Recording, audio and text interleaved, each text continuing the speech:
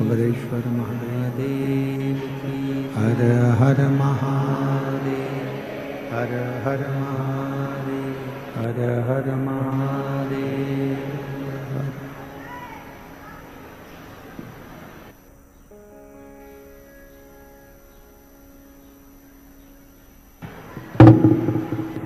काशी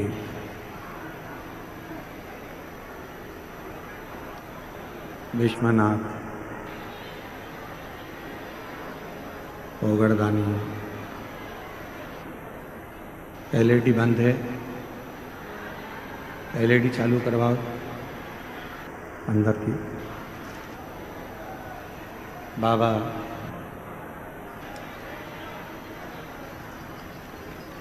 देव अधिदेव महादेव भगवान शिव, जिनकी पुनित पावन पवित्र शिव महाप्रभु की कथा भगवान शिव की कृपा से, करुणा से, उनकी उदारता से श्रवण करने का सौभाग्य बाबा देव अधिदेव महादेव की इस पवित्र धरा पर शिव की कृपा से, करुणा से, उनकी उदारता से प्राप्त हुआ है। बाबा वैद्यनाथ जी की भूमि धरा, जहाँ श्री शिवाय नमस्तुभ्यम। हर हर महादेव, ओम नमः शिवाय। तो आपसे रिक्वेस्ट है, वीडियो को पूरा जरूर देखिएगा। भगवान शिव ओगड़दानी, त्रिकालदर्शी, कैलाशी, अविनाशी, राम दर्शन देवी अग्रवाल कलकत्ता से हैं, जो कथा के यजमान पद ग्रहण कर रहे हैं। श्री गिरीश चंद्र स्नेहलता खोसला जी इंदौर से घर पर रहकर मुख्य यजमान का पद ग्रहण किया है। बहुत बहुत साधुवाद है किया है सभी यजमानों के लिए, जोरदार ताली बजाकर साधुवाद बंदन। और तेरी कृपा बिना न हिले एक लेते से, तेरी कृपा से तनु तनु बखान क्या में राखो के ढेर का, चपटी बहुत मेरे खजाना कुबेर का।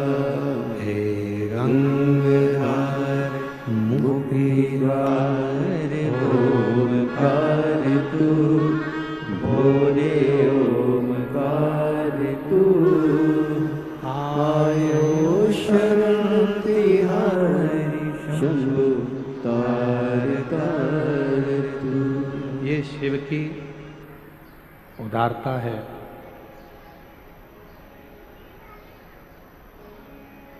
एक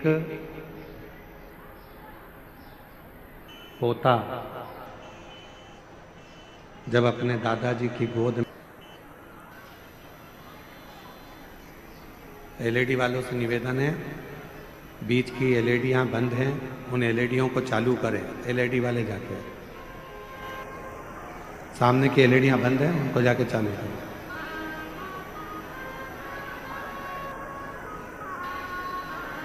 जब एक पोता दादाजी की गोद में जाकर बैठता है, थोड़ी देर खेलता, फिर दादाजी की जेब में अगर पेन है तो वो पेन ले लेता। दादाजी की जेब में मोबाइल है छोटा सा, वो मोबाइल ले लेता।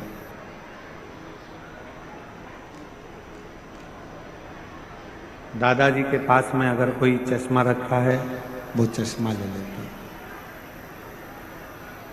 उनकी जेब में डायरी रखी है, वो डायरी।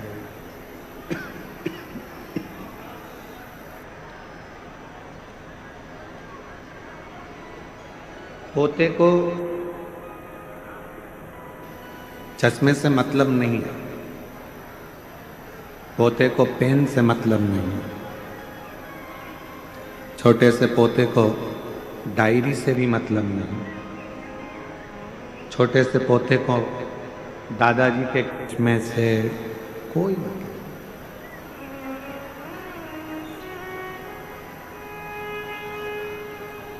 और दादाजी को भी मालूम है कि इसको चश्मा कोई काम का नहीं है, इसके लिए पेन कोई काम का नहीं है, इसके लिए ये जितनी सामग्री जो ले रहा है ये कोई काम की नहीं, फिर भी उसके दादा उसको दे देते हैं प्रेमवश, प्यार के वश।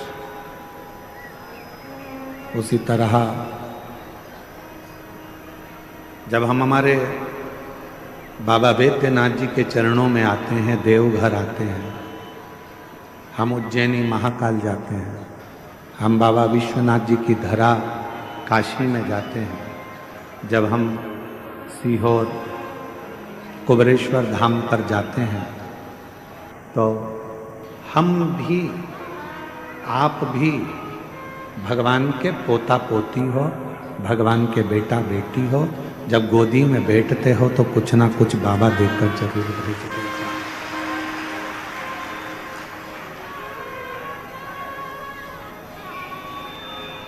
बस एक निवेदन है कि अपनी जिंदगी में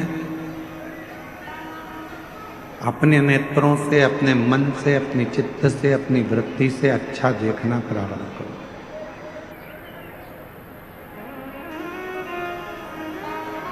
आप जितना अच्छा देखोगे उतना अच्छा आपकी जिंदगी में प्राप्त होगा। और मैंने तेरे ही भरोसे बाबा, तेरे ही भरोसे हवा विच उड़ती जागी, बाबा डोर तो छड़ी नाम कटी जागी। भोले मैं तेरी पतंग, शंभो मैं तेरी पतंग। व्यक्ति जिंदगी में सबसे ज्यादा सुखी कब होता है? व्यक्ति के जीवन में सबसे ज्यादा सुख कब आता है? जब मुझ सब में अच्छाइयां ढूंढना प्रारंभ करते। भोजन करने बैठा है तो उसमें भी अच्छाई ढूंढे। आज बाबा की कृपा है, थोड़ा मान लो तेल कम डला, मसाला कम डला, तो भी बाबा को धन्यवाद दो कि आज बाबा ने कृपा कर कर अच्छा बनाया। पकवान मिल गया, लड्डू मिल गया, पेड़ा मिल गया, बहुत सारा खाने के लिए 56 भोग मिल गया, तो भी कह दो आज बाबा ने बड़ी कृपा करी कि खूब दी। प्रत्येक चीज में आप अच्छा ढूंढो। कथा में आए हो, आज कथा का विराम दिवस है। कथा 11 बजे विराम हो जाएगी, आप अपने घर चले जाओगे, सब अपने अपने घर पहुंच जाएंगे।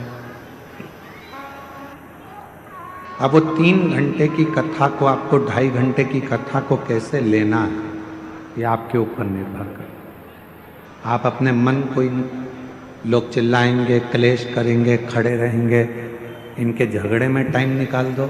चाहे आप झोली पसार कर बाबा से इस ठंड में खुले मैदान में पूरी रात सोकर आपने बाबा का इंतजार करा है, चाहो तो उसको झोली भरकर अपने घर पर ले जाओ।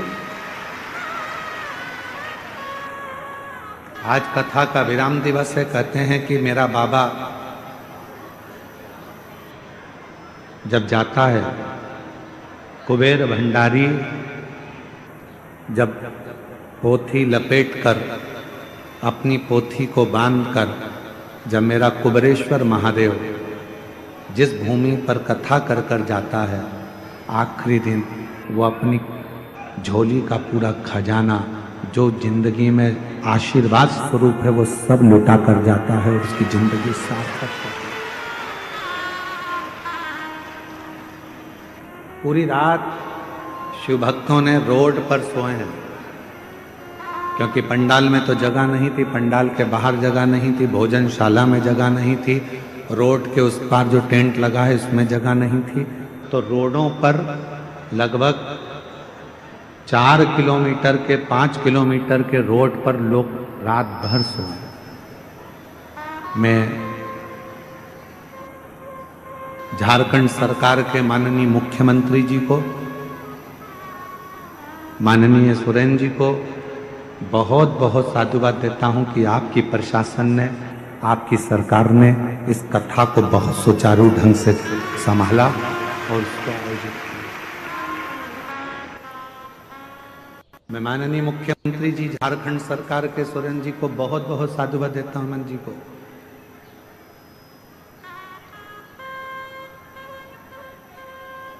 जिन्होंने झारखंड सरकार के इस पवित्र प्रांगण में भाव से इस कथा को आयोजित करवाया। मैं इस बाबा देवघर के कलेक्टर महोदय को, एसपी महोदय को, IG, DIG, commissioner, SDM, TI, जहां कथा हो रही है वहां के टीआई महोदय, वहां के तहसीलदार, वहां के एसडीएम, वहां के कमिश्नर, वहां के आईजी, डीआईजी, वहां के कलेक्टर, अपर कलेक्टर, जो भी हैं, यहाँ की चिकित्सा विभाग को, यहाँ की डॉक्टरों की टीम को, यहाँ का नगर निगम को, यहाँ के विधायक को, यहाँ के सांसद को, यहाँ के पूरे पंचायत को, सरपंच को, यहाँ के सचिव को, यहाँ के एक एक पदाधिकारी गणों को बहुत धन्यवाद देता हूँ। उन्होंने 7 दिन इस कथा को बहुत अच्छी तरह से सही, रात दिन पुलिस के एक एक जवान खड़े रहे, एसएफ के जजमान पूरे जवान रात दिन रात खड़े रहे, जिन्होंने इस कथा को संभाला। आज कोई कह रहा था, गुरुजी हमारे यहाँ सावन में बाबा की कावड़ भराती है, महीने भर में जो लोग आते हैं सावन के महीने में वो यहाँ 7 दिन में आकर बैठ गए। ये बड़े आश्चर्य की बात है, इतना शुभ भक्त है यहाँ, इतना। आप अच्छाई देखो, भोजन में अच्छाई ढूंढोगे तो वो भोजन तुम्हारे शरीर में लगेगा। कथा में बैठकर आप अच्छाई ढूंढोगे कि हमको बाबा ने यहाँ बुला लिया, आपके अंदर एक उमंग होना चाहिए कि मेरे बाबा ने मुझे देवघर में कथा सुनने भले 1 दिन के लिए बुलाया, आधे घंटे के लिए बुलाया, चाहे 15 मिनट के लिए बुलाया, पर मेरे बाबा ने मुझे बुलाया। जरूर मेरा बाबा मुझे कुछ देना चाहता है, इसलिए मुझे यहाँ पे बुलाया, इसलिए मुझे बुला लिया। हमने देखा है हमारे जो दादाजी थे स्वर्गीय शंकरलाल जी मिश्रा,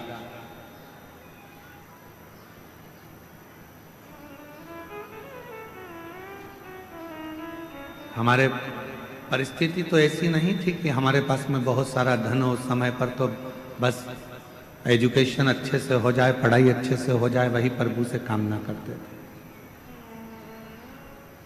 एक लकड़ी के 4 पाई का एक खटिया पलंग था जिस पे हमारे दादाजी सोते थे।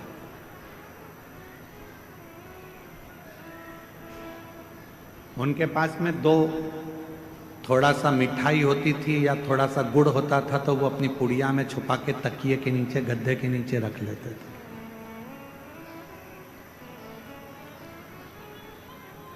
और जब हम अकेले दिखते थे तो आवाज लगाते थे, छोरा इधर आ,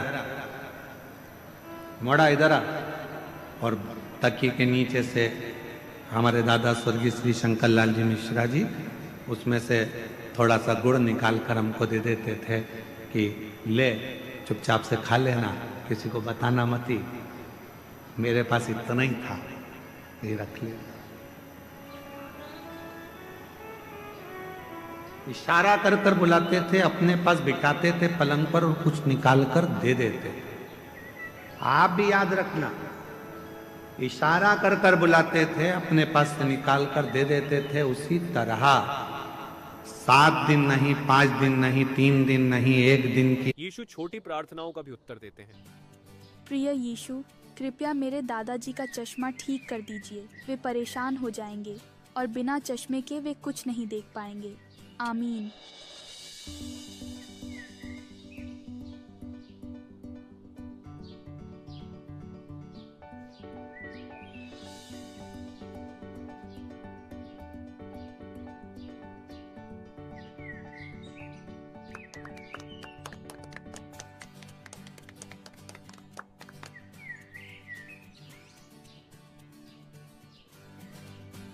और जो कुछ तुम प्रार्थना में मांगते हो, यदि तुम में विश्वास हो तो तुम पाओगे। यदि तुम मुझसे मेरे नाम से कुछ मांगोगे तो मैं उसे करूंगा। यूहन्ना 14:14। और जब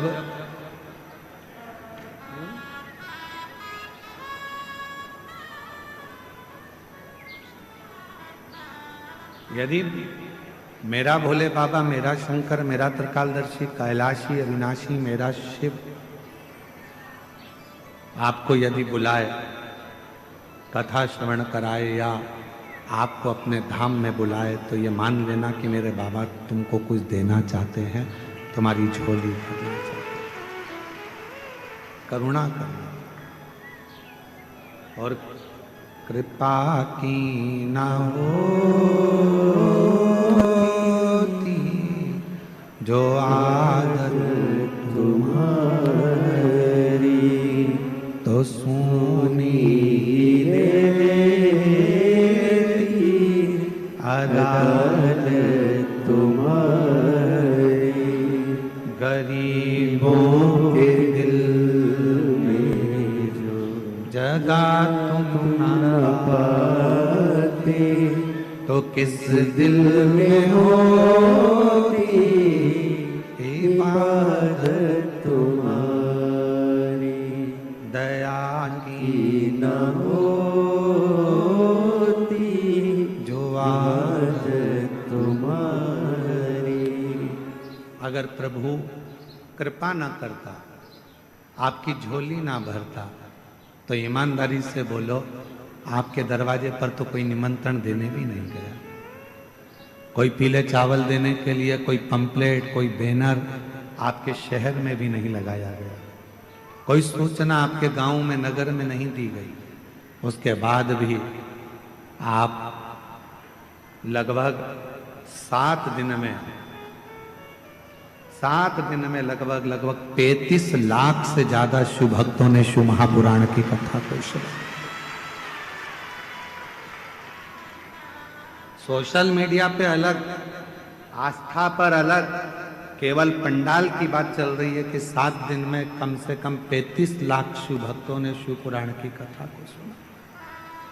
कोई निमंत्रण नहीं, कोई चावल नहीं, कोई कुछ आपको पहुंचाया नहीं। उसके बाद आप यहाँ आए हो कथा सुनने।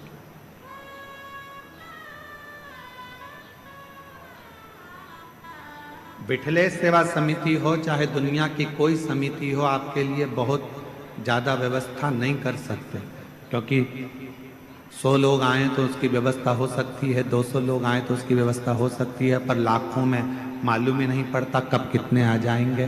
तेरी कृपा का क्या है भरोसा? भरोसा ही मालूम भी तो पड़े कि कितने आने वाले।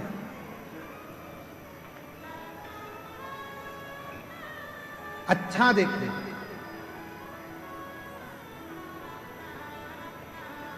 शिव मंदिर में जाओ, बाबा देवादिदेव महादेव के मंदिर में पहुंचो। जब वापिस आने लगो, 2 क्षण नीचे नहीं बैठ सकते तो नंदी के राइट भाग, नंदी है, उस नंदी के सीधे भाग की ओर 2 क्षण बैठ जाओ।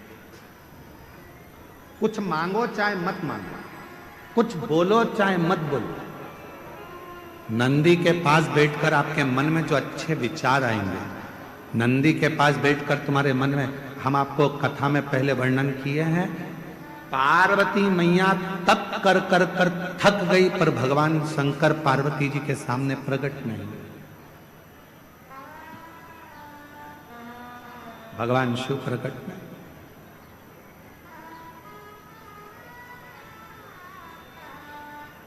यहां तक कि मां पार्वती जी का नाम अर्पणा पड़ गया। पूरा शरीर मां पार्वती जी का काला पड़ गया, दुबली हो गई, दुर्बल, बेहोश होकर चक्कर खाकर जमीन पर गिर गई, तो भी शिव नहीं आए। शिव कब आए? जब मां पार्वती जी की सहेली सखी शिवलिंग का निर्माण कर कर उसी के सामने एक छोटा सा ढेला नंदी का बना दिया और नंदी के पास बैठकर मन में सोचने लगी, आज मेरी सहेली चक्कर खाकर नीचे गिर गई, आज उसके शरीर में बहुत कष्ट है, दुबला हो गया शरीर, काली पड़ गई पूरी। बस नंदी के पास बैठकर वो अपनी सहेली के बारे में सोच रही थी। वो सखी सहेली के लिए सोच रही थी। इतनी देर में तो देव अधिदेव महादेव पार्वती जी के सामने प्रकट हुए, सम्मुख प्रकट हुए, सामने।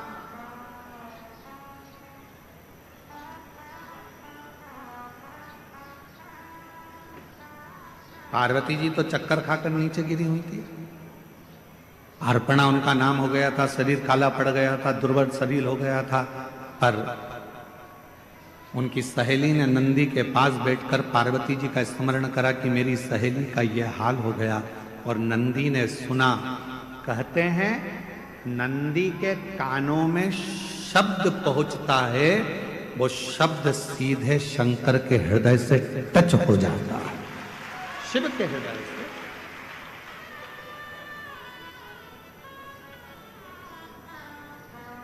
इसलिए शायद हमारे यहाँ जब प्राण प्रतिष्ठा होती है तो एक सोमसूत्र बंधता, एक सोने का तार शिव और नंदी के बीच में एक तार होता है। एक चांदी का तार डलेगा, चाहे स्वर्ण डलेगा, पर एक तार शिवलिंग के नीचे से नंदी के सामने तक, नंदी के चरण तक वो तार जाता है, जिसको पत्थर से ढक दिया जाता है, जमीन में दबा दिया जाता है। उससे उसका संबंध, उससे उसका संबंध। जैसे विवाह करते हो तो गठजोड़ा बांधते हो। लोग यहाँ आते हैं देवघर में तो बाबा का गठजोड़ा बांधते हैं, तार से तार को जोड़ते हैं। उसी तरह शिव से नंदी और नंदी से शिव को भी जोड़ा जाए, दोनों।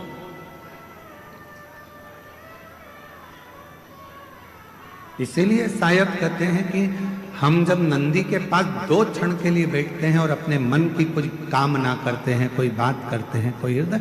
और निवेदन करूं, एक बात और याद रखो, जब भी मंदिर के अंदर शंकर के शिवलिंग में या शंकर भगवान के मंदिर में प्रवेश करो तो तुम्हारे मन में किसी के प्रति गलत भाव मत लो, गलत विचार, गलत सोच।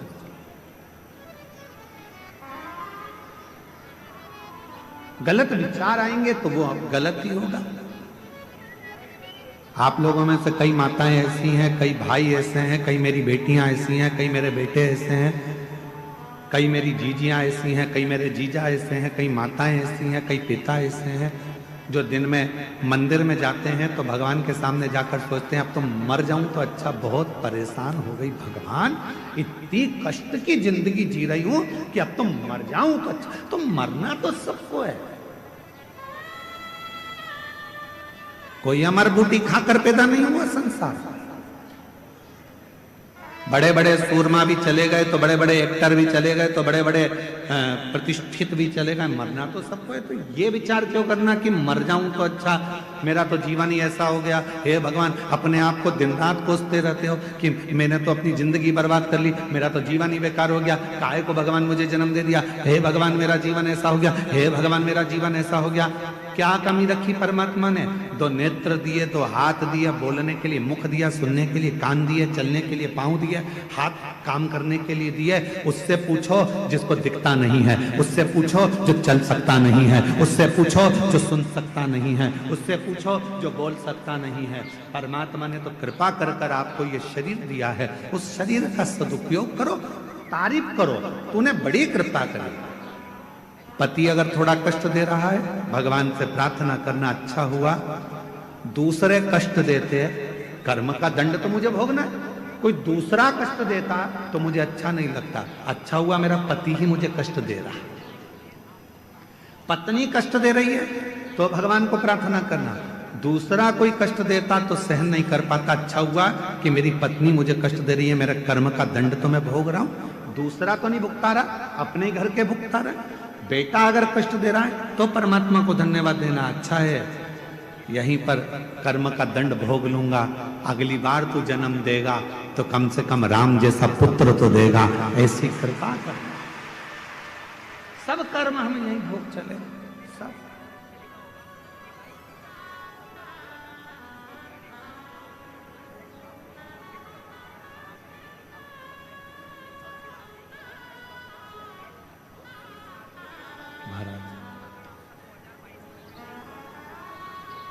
बाकी सी लटक गई नैनों में अटक गई, कब तुम दर्श दिखाओगे। बाकी सी लटक गई नैनों में लटक गई, कब तुम दर्श दिखाओगे। क्या ना लगे भोलेनाथ। मेरे बाबा, मेरे शंभु, मेरे त्रिकालदर्शी, मेरे कैलाशी, मेरे अविनाशी, हिच क्या ना रुके रे भोलेनाथ, मुझे तुम्हारी याद सतावे। ओ देवघर के भोलेनाथ, मने थारी याद सतावे रे। फिर कब तुम बोलाओ भोलेनाथ, फिर कब तुम बोलाओ भोलेनाथ। ए बाबा, वापिस कब बुलाओगे मेरे बाबा वैद्यनाथ। तेरी धरा पर आकर ऐसा लगा कि मेरे बाप के पास बैठकर ये बेटी अपने दिल की बात कह रही। मेरे देवघर वाले, मेरे बाबा, शायद पूरी दुनिया में केवल तेरा ही एक ऐसा मंदिर है जहां मेरा बाप और मेरी माँ दोनों एक साथ मिल जाते हैं और गले लगा। ये तेरी। फिर कब तुम बोलाओ भोलेनाथ, फिर कब तुम बोलाओ भोलेनाथ, मने थारी याद सतावे रे। ओ देवघर के भोलेनाथ, मने थारी याद सतावे रे।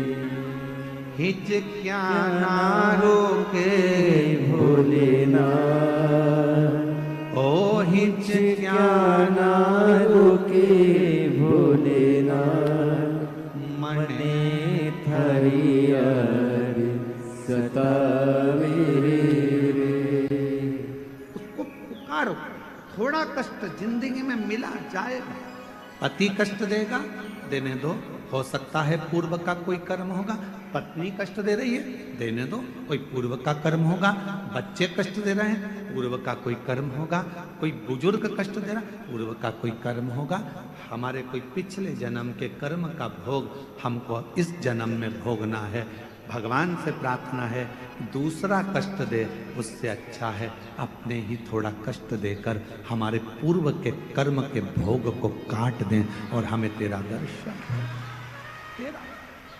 कई लोग कहते हैं हमारी सास बुरी है, हम कहते हैं बहुत अच्छी है। भगवान से कहना कि अच्छी दी तूने, रोज गाली देती है, रोज अपशब्द कहती है, कम से कम तुम्हारा मन उससे हटकर परमात्मा में तो लगा रहता है। अगर सास अच्छी मिल जाती तो तुम टीवी पर कथा भी नहीं देखते। परिवार अच्छा मिल जाता तो परमात्मा की कथा कैसे देखते। थोड़ा सा तकलीफ मिलती है तब परमात्मा याद आता, थोड़ा कष्ट मिलता है तब परमात्मा याद आता, तब परमात्मा। दिवाली का समय आता है, पति कमाने में इतना लग जाता है कि घर में पत्नी क्या बना रही है उसको मालूम ही नहीं। गुजिया बनाया कि पपड़ी बनाई कि ठेहुआ बनाया कि मोहन थाल बनाया कि क्या बनाया, पति ने कभी नहीं पूछा क्या बनाया, वो तो बना रही है। दिवाली के टाइम पर लगी हुई है, कहीं गुजिया बना रही, पपड़ी बना रही, पति ने नहीं पूछा तुम क्या बना रही। पति ने ये भी नहीं देखा कि तूने बनाया क्या। वो तो अपनी दुकान चला रहा है, अपना काम कर रहा है, अपना व्यापार कर रहा है, अपने काम में लगा हुआ है। पत्नी ने रंगोली कितनी बनाई, क्या डेंटिंग पेंटिंग करी, उसने कुछ नहीं। जब दिवाली निकल जाती है, दुकान पर ग्राहक कम हो जाते हैं, तब पति कहता है ला बताना जरा क्या बनाया था तूने। गुजिया, पपड़िया, खुरमे, चकली, ये वो सब लेकर आई। पर्दे तो अच्छे लेके आई तू बाजार से। हाँ सुनो तो वो देखो मैंने ये क्या चौक भी डाला है, बहुत अच्छा चौक डाला। दिवाली के बाद, दिवाली तक तो पति लगा रहा काम में, दिवाली के बाद फिर उसने देखा कि कितना कितना पत्नी ने करा है, कितने पर्दे लाई है, कितना बनाया है, कितना रखा है, कितना दिया है। तब देखा उसने अभी 7 दिन तक तो तुम सब कथा के पंडाल में थे, समझो कि दिवाली मना रहे थे। अब यहाँ से जाने के बाद मालूम पड़ेगा कि भोलेनाथ ने कितना कितना दिया है, क्या क्या करा है, क्या क्या प्रदान किया। अभी तो तुम अभी तो तुम यहाँ अभी तो दिवाली मना रहे हो, फटाके फोड़ रहे हो। अभी तो तुम्हारी दिवाली चल रही है। दिवाली किसी ने आतिशबाजी कर दी, किसी ने फुलझड़ी चढ़ा दी। अभी तो दिवाली चल रही है। और हमारे यहाँ दिवाली पर ऐसा होता है, कई बार देवरानी जेठानी एक साथ बैठ के पपड़ी बना लेती है, देवरानी जेठानी मिलके गुजिया बना लेती है। तो कई देवरानी जेठानी यहाँ पर भी बैठ के अपना अपना सामान निकाल के एक दूसरे को बांट के खा गई। दिवाली मनाई है। अब दिवाली तो तुमने मना ली पूरी, अब अपने घर जाओगे, पूरा मेला समाप्त होगा। जब अपने घर पहुंचोगे तब मालूम पड़ेगा कि अपन को अब दिवाली पर अपन ने मिठाई कितनी बनाई है, कितनी रंगोली डाली, कितना पर्दा, कितना सामान आया। बस तुमने जब दिल से 7 दिन की शुभ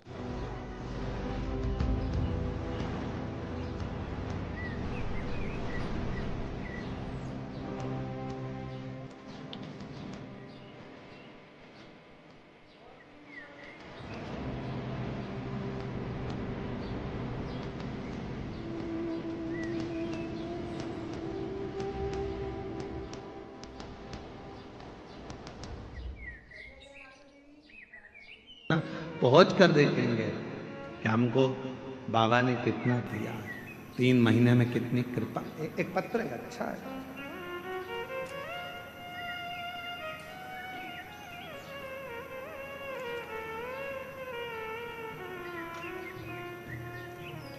मैं सिंटू कुमारी, जिला लखीसराय, थाना सूर्यगढ़ा, ग्राम गोपालपुर की रहवासी हूँ। मेरा मोबाइल नंबर ये है। मेरी शादी को 16 साल हो गए थे, पर मेरे घर में औलाद नहीं थी। 16 साल में ऐसा कोई डॉक्टर नहीं है जिसका मैंने इलाज ना कराया। सारे देवताओं के मंदिर हो आई, देवालय शिवालय सब जगह गई। जो जहां बोलता वहां जाकर गोद भी भरवा लेती, पर औलाद का सुख नहीं। किसी ने कहा वो सियोर वाला बाबा कथा कहता है, उसकी कथा के पंडाल में जाकर बैठ जाओ, उसकी मिट्टी को अपने पेट पर लगाओ और बाबा से प्रार्थना कर कर जा, अगला गर्भ जरूर ठहरेगा। और बाबा की ऐसी कृपा हुई कि मेरे बाबा ने करुणा कर कर पास में जब आपकी कथा हुई तो हमने बिहार की कथा को श्रवण करा और शिव की कृपा से बाबा ने 16 साल के बाद मेरे घर में संतान दे दी। मैं बाबा को प्रणाम करता। एक पत्र और देखिए, मेरा नाम रंजू देवी है, मेरे पति का नाम योगेंद्र यादव है, हम बिहार के लखीसराय जिले से हैं। बाबा, विवाह के 11 वर्ष बाद भी मैं मां न बन सकी। डॉक्टरों में हर जगह इलाज करवाते करवाते अब बाबा की कृपा पर बाबा के भरोसे छोड़ दिया। और ऐसी मेरे बाबा ने कृपा कर दी कि मैं कुबरेश्वर धाम का क्या वर्णन करूं। शिव के कंकर शंकर पूजन से और शिव के रुद्राक्ष से, सफेद आंकड़े की जड़ से 11 वर्ष के बाद मुझे बाबा ने संतान दे दी। 11। शिव किसको कहते हैं?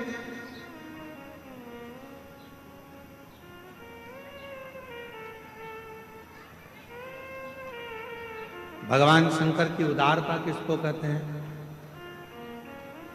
बिना बोले जो सब कुछ दे दे, बिना बोले। ये कथा तो 20 तारीख को यहाँ विराम हो जाएगी। अगली कथा जो 26 तारीख से आरी डोंगरी कच्चे जिला भानु प्रतापपुर छत्तीसगढ़ में 26 नवंबर से 2 दिसंबर तक शिव महापुराण की कथा रहेगी, 2 बजे से 5 बजे तक।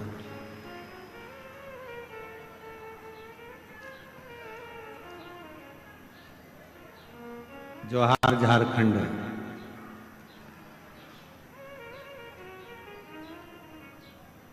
आरी डोंगरी कच्चे जिला भानु प्रतापपुर 26 नवंबर से 2 दिसंबर 2025 इसी वर्ष में समय 2 बजे से 5 बजे तक शिव महापुराण की कथा छत्तीसगढ़ की पावन धरा पर। ये शिव की कृपा से आप और हम टीवी पर कथा को श्रवण करेंगे, आस्था चैनल पर। जो छत्तीसगढ़ वासी हैं वो वहां पहुंचकर कथा का लाभ ले सकेंगे, शिव जी से अपने मन की बात कह सकेंगे। मेरे देवघर वाले बाबा ने कितनी करुणा कर कर, कृपा कर कर, दया कर कर ये पवित्र कथा को यहां तक लेकर आप श्रवण कर। नंदी के पास बैठो 2 क्षण, नहीं बैठ सकते मत बैठो। क्या करना? शिव जी को जल चढ़ाया, पूजन करी, आराधना करी और नंदी के पास आकर बैठे भी नहीं तो खड़े रहे, बैठे भी नहीं तो खड़े रहे, खड़े।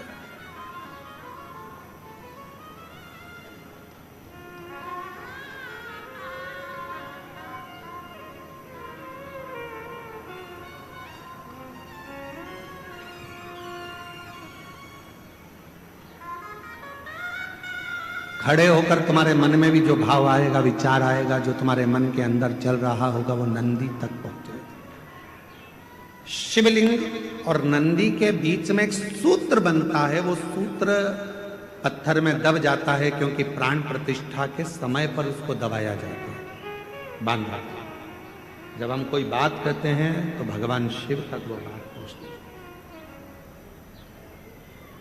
शिव तक।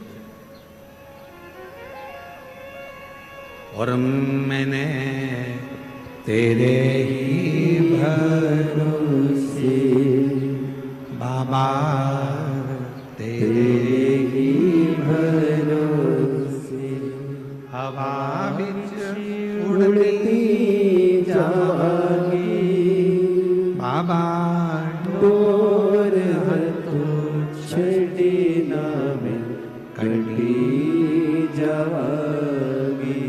भोले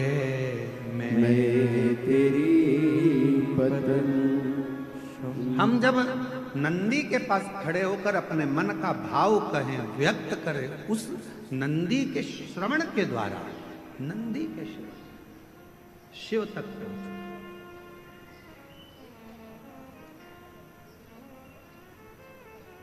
शंकर भगवान तक वो बात पहुंच जाती।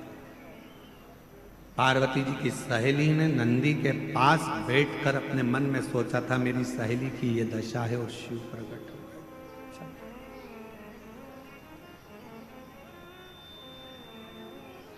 कितने लोग हैं जो मंदिर में जाकर झाड़ू लगाते हैं, कभी कभी पोछा लगा देते हैं, कभी कभी दिया उठाकर रख देते हैं। आप सब करते हो, धन्यवाद, आपको प्रणाम। मैं नमन करता हूं आपकी भक्ति को, आपकी श्रद्धा को, आपके विश्वास करो। कभी कभी कोई व्यक्ति ऐसा होता है जो तुमको तनख्वाह नहीं देता है, पर तुम उसका काम करते रहते हो, काम करते रहते हो, काम करते रहते हो, तो वो कुछ ना कुछ तुमको दे ही देता। खाने का देगा, पीने का देगा, कुछ भी देगा, पर देगा। उसी तरह जब हम भोले बाबा की मंदिर में जाकर सेवा करते हैं, चाकरी करते हैं, आराधना करते हैं, तो मेरा शंकर भी हमारे पूर्व के कर्म को काट कर हमारे को कुछ ना कुछ तनख्वाह देना प्रारंभ कर देता है, कुछ ना कुछ देना।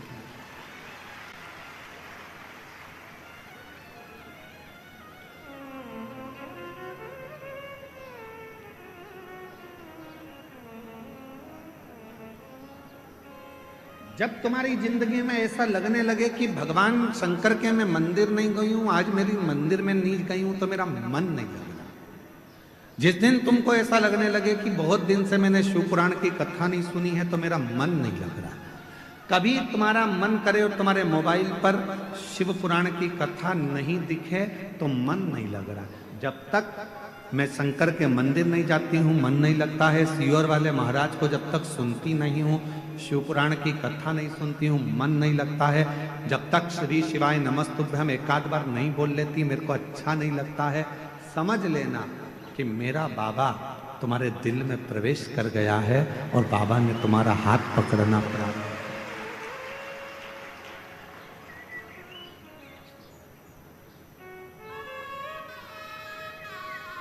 फूलों की कलियों में, देवघर की गलियों में, फूलों की कलियों में, देवघर की गलियों में, तेरे बिना कुछ कहीं ना, तेरे बिना भी क्या जीना। ओ बाबा रे, तेरे बिना भी क्या जीना। ओ शंभु रे, तेरे बिना भी क्या जीना। फूलों की कलियों में, देवघर की गलियों में, फूलों की कलियों में, देवघर की गलियों में, तेरे बिना कुछ कहीं ना, तेरे बिना भी क्या जीना। ओ बाबा रे, तेरे बिना भी क्या जीना। ओ शंभु रे, तेरे बिना भी क्या जीना। उसको निवेदन करते रहे, तेरे बिना मन जब ना लगे, शिव पुराण ना मिल रही हो सुनने के लिए, शंकर के मंदिर गए नहीं, जा नहीं पाए, किसी किसी के यहाँ कोई प्रॉब्लम हो जाती है, माताएं रजो धर्म से हो जाती हैं, मंदिर नहीं जा पाती हैं, किसी के यहाँ बच्चा जन्म ले लेता है, माताएं परिवार के लोग नहीं जा पाते, कोई अड़चन आ जाती है तो नहीं जा पाते, कहीं बाहर चले गए तो मंदिर नहीं जा पाते। तो कई कई माताएं, कई कई मेरी जीजियाँ, कई कई मेरे जीजा ऐसे हैं, उनका मन नहीं लगता। आज मेरा मन नहीं कर रहा, मंदिर ना जा पाई, पहुँचना, आज जल ना चढ़ा, आज कथा ना सुन पाए, उसका मन नहीं। प्रतिदिन जाती है और प्रतिदिन प्रार्थना करती है, तो उसका मन शिव में लगा रहता। अच्छा, तुमको क्या लगता है कि तुम्हारा मन नहीं लग रहा? केवल तुम ही हो जो तुम्हारा मन नहीं लग रहा। जिस मंदिर में तुम रोज जल चढ़ाने जाते हो, अगर तुम एक दिन मंदिर नहीं जाते तो वहां पर रहने वाले मेरे देव अधिदेव महादेव का भी मन नहीं लगता तुम्हारे बिना। ये आई क्यों नहीं, पहुंची क्यों नहीं? पार्वती जी कहती हैं शिव जी से, रोज आती थी, खड़ी हो जाती थी, रोज झोली पसार के कहती थी मुझे ये दे दो वो दे दो। अच्छा है, आज शांति है। शंकर भगवान बोले थी पार्वती, जब वो झोली पसार कर कुछ मांगती है ना, तभी तो मुझे लगता है कि मेरी बेटी आई है जो अपने बाप से हक से मांग रही है। बाप से ही तो मांगा जाता।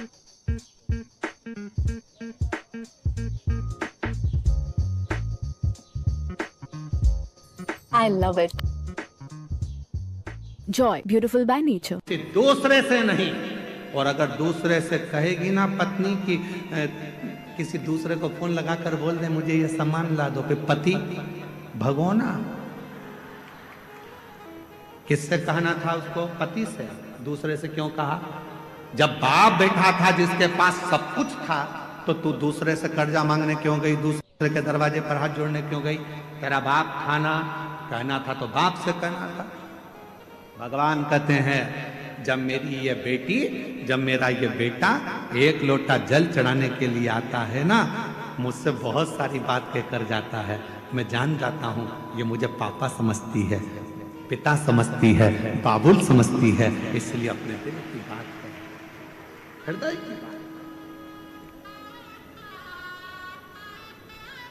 और हृदय से पुकारते, हृदय। कब से खड़ी हूँ झोली पसार, क्यों ना सुने तू मेरी पुकार। आप लोगों को आता है ये? जरा एक बार गा के बताओ तो। कब से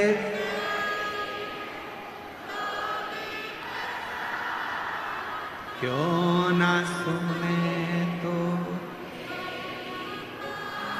मुझे तेरा ही सहारा है, मेरे भोले बाबा मुझे तेरा ही सहारा है, मेरे भोले। आज कथा का विराम दिवस से प्रेम से बाबा को सुना कर जाओ, देवघर वाले से कह कर जाना। कब से खड़ी हूँ झोली पसार, क्यों ना सुने तू मेरी पुकार। कब से खड़े झोली पसार, क्यों ना सुने तू मेरी पुकार। मुझे तेरा ही सहारा है, मेरे भोले बाबा मुझे तेरा ही सहारा है,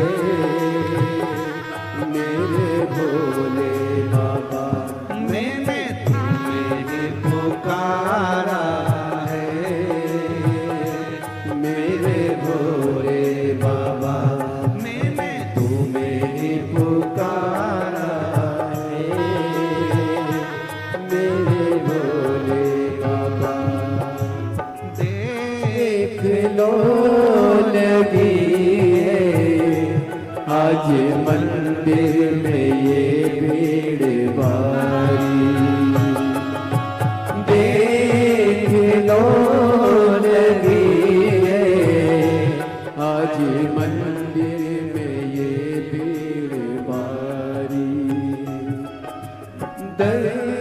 दर्शनों के खातिर आए हैं लाखों नर और नारी।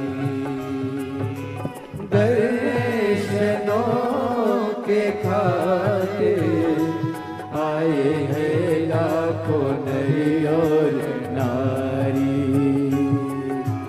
आ जाए भोले बाबा, आ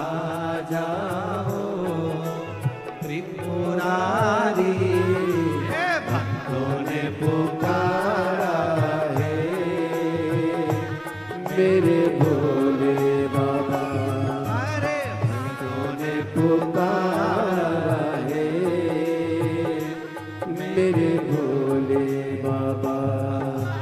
कब से खड़े हैं झोली पसार, क्यों न सुने तो मेरी पुकार। कब से खड़े हैं झोली पसार, क्यों न सुने तो मेरी पुकार। मुझे तेरा ही सहारा है मेरे भोले बाबा। मुझे तेरा ही सहारा है मेरे भोले बाबा। बड़े भाव से दोनों हाथों से।